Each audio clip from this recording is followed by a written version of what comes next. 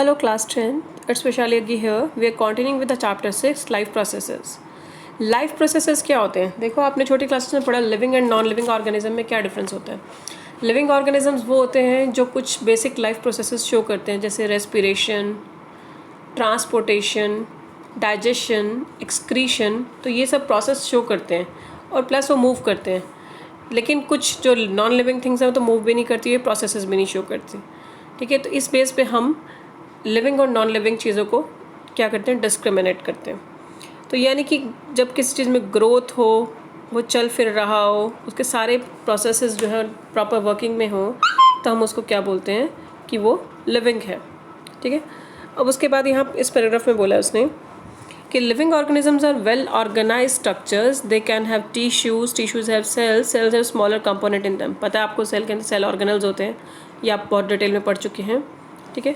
तो living creature must keep preparing and maintaining their structures as all these structures are made up of molecules. They must move molecules around the time. यानी उनके अंदर ये सारे molecules move करते हैं जो उनको मूवमेंट में हेल्प करते हैं.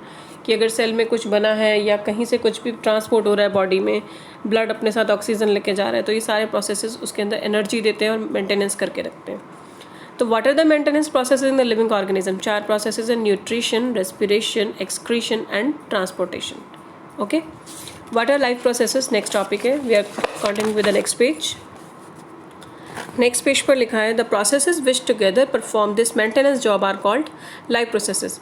यानी जो बॉडी की मेंटेनेंस का काम करते हैं उन प्रोसेसेस को हम क्या बोलते हैं? Life processes. Since these maintenance processes are needed to prevent damage and break down. ये सारे प्रोसेसेस किस लिए चाहिए? बॉडी को ब्रेक डाउन और डैमेज से बचाने के लिए. आपको पता है हमारी बॉडी में सेल्स और टिश्यूज़ जो है टूटते रहते हैं, बनते रहते हैं, तो उनकी रिपेयर होती रहती है कॉन्टीन्यूसली.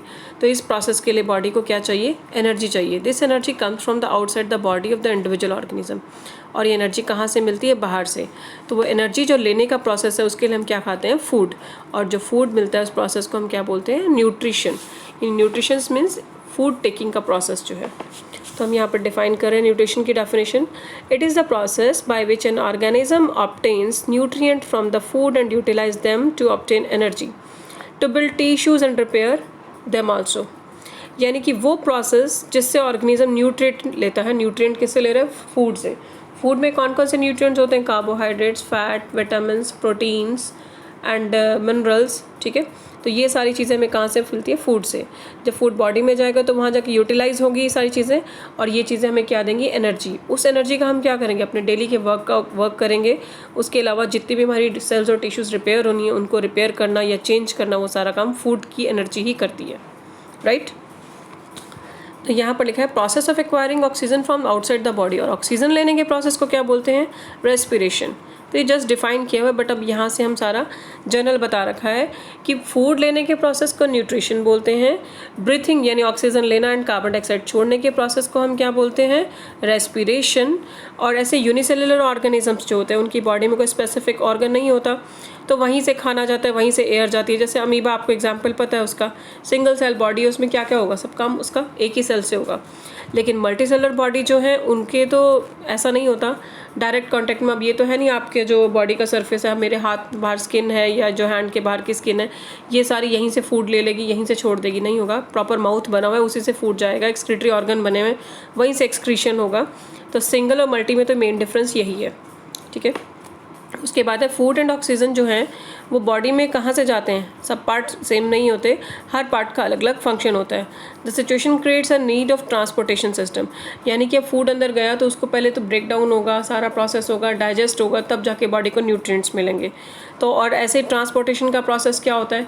ट्रांसपोर्टेशन के प्रोसेस में जो आप ऑक्सीजन गैस ले रहे हो वो ब्लड अपने साथ लेके पूरी बॉडी के सेल्स तक पहुंचाएगा और इन रिटर्न कार्बन डाइऑक्साइड लाएगा. तो यानी ये सारे प्रोसेस कौन कौन से हो गए? ये ट्रांसपोर्टेशन का हो गया जिसमें ऑक्सीजन ब्लड लेके जा रहा है. और एक्सक्रीशन का प्रोसेस जो बॉडी से वेस्ट को रिमूव करने का प्रोसेस है उसको एक्सक्रीशन प्रोसेस बोलते हैं.